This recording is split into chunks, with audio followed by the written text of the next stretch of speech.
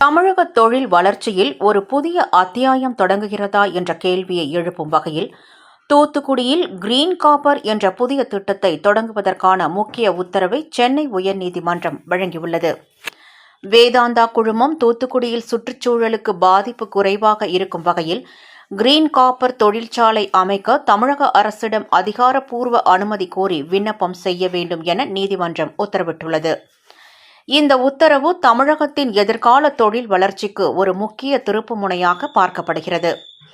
இந்த தீர்ப்பை green copper ஆதரவு குழு வரவேற்றுள்ளது.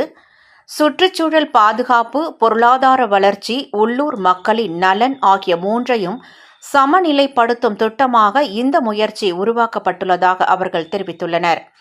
பழைய தொழிற்சாலையால் ஏற்பட்ட சுற்றுச்சூழல் குறைகளை சரி செய்யும் வகையிலும் புதிய தொழில்நுட்பங்களுடன் இந்த திட்டம் வடிவமைக்கப்பட்டுள்ளதாக கூறப்படுகிறது. புதிய கிரீன் காப்பர் மாடலில் 70% புதிதாக எடுக்கப்படும் தாமிர கனிமமும் 30% மறுசுழற்சி செய்யப்பட்ட குறைந்த கார்பன் தாமிரமும் பயன்படுத்தப்பட உள்ளது. ஜெர்மனி மற்றும் ஸ்வீடன் நாடுகளிலிருந்து கொண்டுவரப்படும் நவீன தொழில்நுட்பங்கள் மூலம் இந்த மறுசுழற்சி செயல்முறை மேற்கொள்ளப்பட உள்ளது. இதன் மூலம் சல்பர் டை ஆக்சைடு வாயு உமிழ்வு 30% குறையும். குப்பை உருவாகும் அளவு 40% குறையும். கார்பன் டை ஆக்சைடு உமிழ்வு 50% குறையும் என கணிக்கப்பட்டுள்ளது. இதுவரை இயங்கி வந்த பாஸ்போரிக் அமில ஆலையை நிரந்தரமாக மூடவும் முடிவு செய்யப்பட்டுள்ளது. இதனால் ஆயிரக்கணக்கான டன் மூலப்பொருட்களின் கையாளுதல் நிறுத்தப்பட்டு சுற்றுச்சூழல் பாதிப்பு கணிசமாக குறையும். அதேபோல் தாமிரம் உற்பத்தி செய்யும் போது வெளியாகும் தீங்கான வாயுக்கள் மிகவும் குறைந்த அளவில் மட்டுமே வெளியேறும் வகையில் புதிய கட்டுப்பாட்டு தொழில்நுட்பங்கள் நிறுவப்பட உள்ளன. தண்ணீர் பயன்பாட்டிலும் மாற்றம் செய்யப்படுகிறது. கடல் நீரை உப்பு நீக்கி பெறப்படும் தண்ணீரும் நகராட்சி கழிவு நீரை சுத்திகரித்து பெறப்படும் தண்ணீரும் பெரும்பாலும் பயன்படுத்தப்படும்.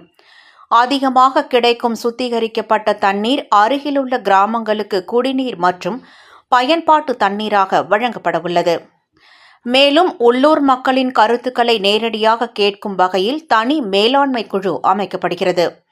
இதில் ஊராட்சி பிரதிநிதிகள், ஓய்வு பெற்ற அதிகாரிகள் மற்றும் கடலோர சமூக தலைவர்கள் இடம்பெற உள்ளனர். கல்வி, சுகாதாரம், வேலைவாய்ப்பு ஆகிய துறைகளில் தொடர்ந்து முதலீடு செய்ய 100 கோடி ரூபாய் நிதியும் உருவாக்கப்படுகிறது. இதன் மூலம் 80%க்கும் அதிகமான வேலைவாய்ப்புகள் உள்ளூர் மக்களுக்கு வழங்கப்படும் என தெரிவிக்கப்பட்டுள்ளது. தூத்துக்குடியில் கிரீன் காப்பர் திட்டம் செயல்படுத்தப்பட்டால் தமிழகத்திற்கு சுற்றுச்சூழலுக்கு ஏற்ற தாமிர உற்பத்தியில் தேசிய அளவில் முன்னணி இடம் கிடைக்கும் என ஆதரவு குழுக்கள் தெரிவிக்கின்றன. தொழில் வளர்ச்சியும் சுற்றுச்சூழல் பாதுகாப்பும் சமூக நலனும் ஒன்றாக செல்லும் ஒரு புதிய தொழில் மாடலாக இந்த முயற்சி அமையும் என எதிர்பார்ப்பு உருவாகியுள்ளது.